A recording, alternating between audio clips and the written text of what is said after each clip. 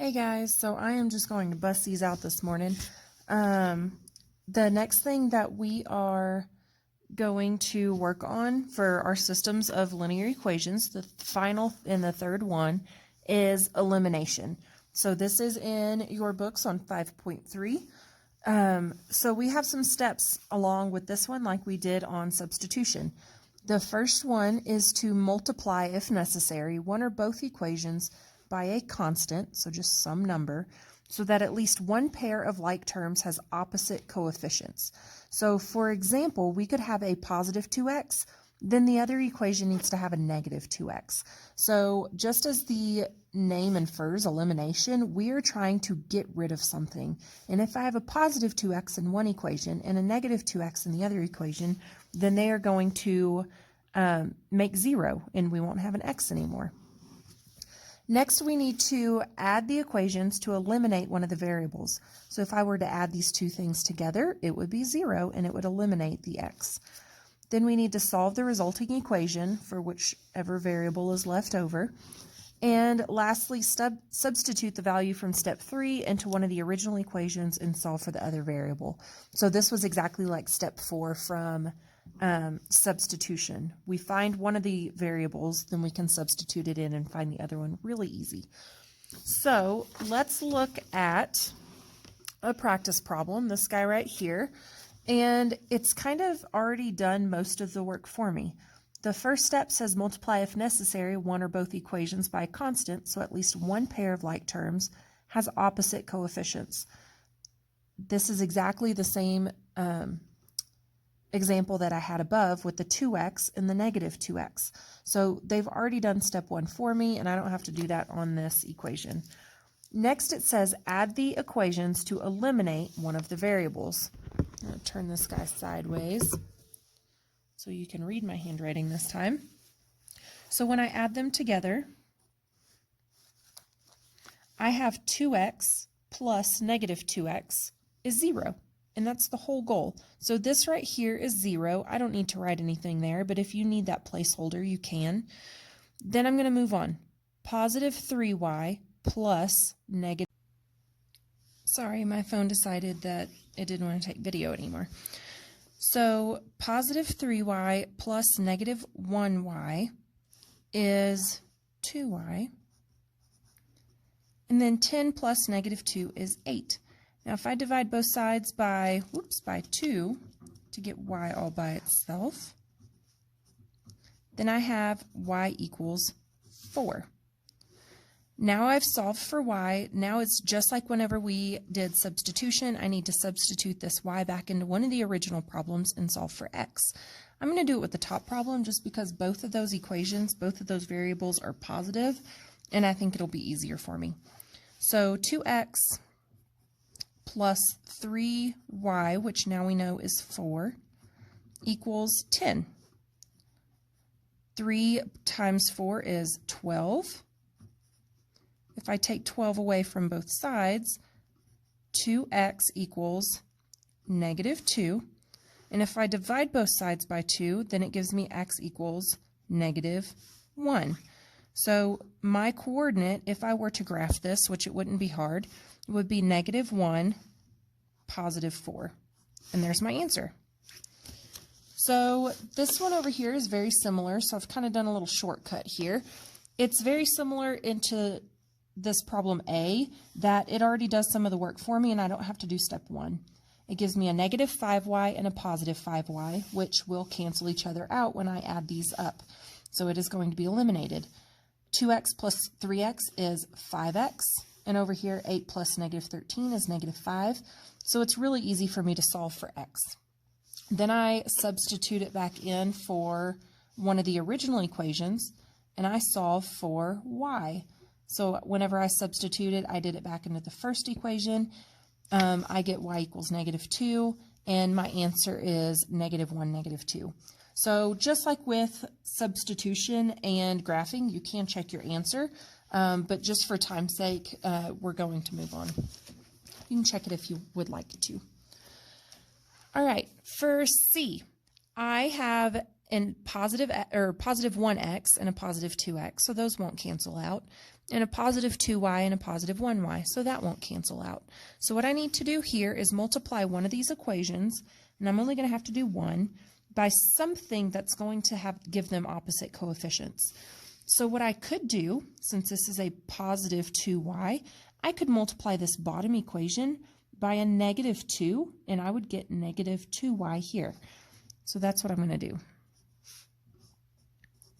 So when I rewrite this equation, I will have negative 2 times 2x is negative 4x. Negative 2 times positive 1y is negative 2y. And negative 2 times positive 19 is negative 38. So now I have this equation written right here. I still need that other equation. I'll just put it right below. It doesn't matter which one's on the bottom. And I can add these guys together and solve, just like I've been doing. So negative 4x plus 1x is negative 3x. Negative 2y plus positive 2y is 0. And negative 38 plus positive 20 is negative 18. When I divide both sides by negative 3, I get x equals, and this is positive 6. And again, I'm just going to substitute it into one of the original equations. So that's where that original equations came from, is I don't want to put it into this one because that's something that I've altered. Sometimes if I substitute this back in, I might get the wrong answer because maybe I altered it wrong. So I want to put it into one of these. Same thing when you're checking them. You want to check it in both of the original equations. We don't want to check it in one of the altered equations. So here I have x is 6, and I'm just going to put it into the top equation there. So I have 6 plus 2y equals 20. If I take 6 away from both sides, 2y equals 14. Divide both sides by 2, y equals 7.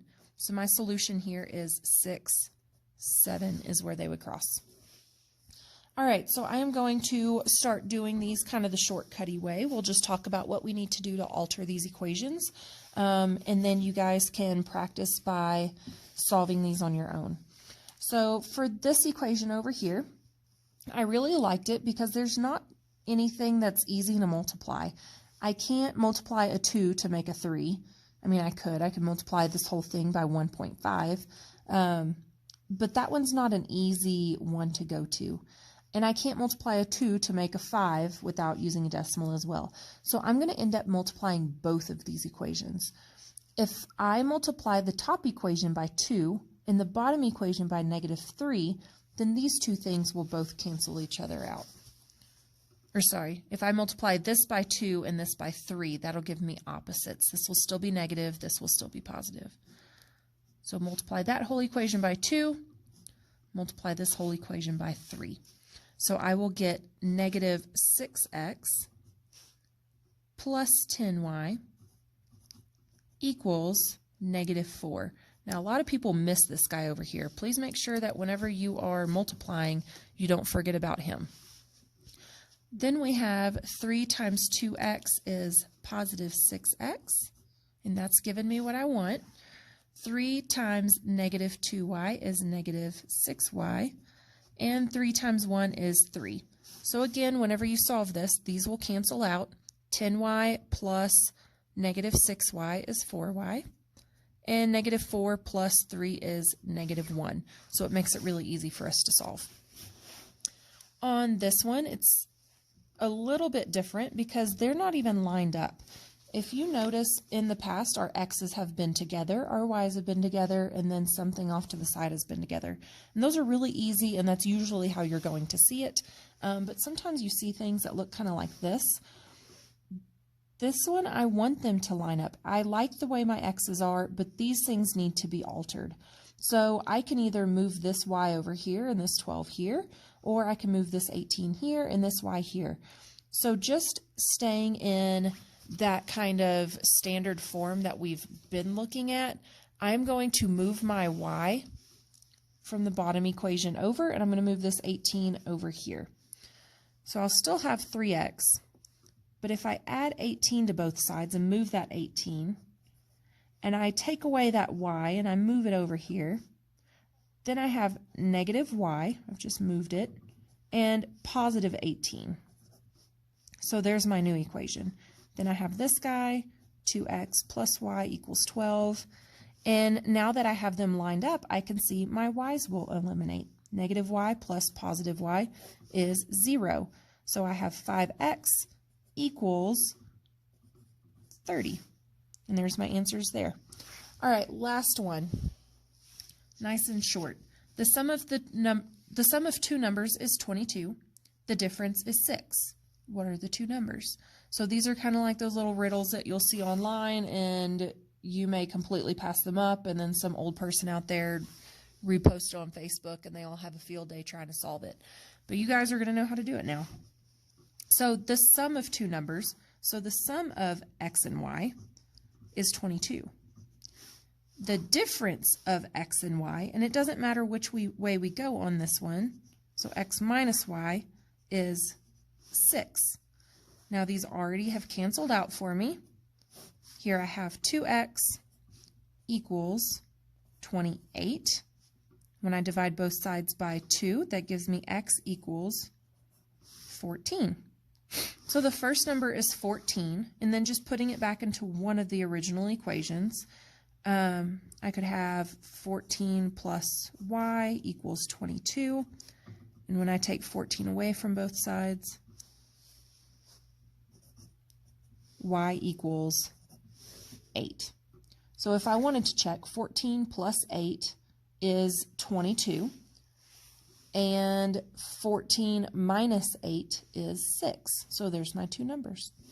Alrighty, thank you guys. I hope you have understood this. As always, if you have any questions, let me know. We're still going to be doing this in class while I'm here, but I won't be here the following week. So you got to let me know as soon as you realize that you have no idea what you're doing. All right, thanks guys. Bye.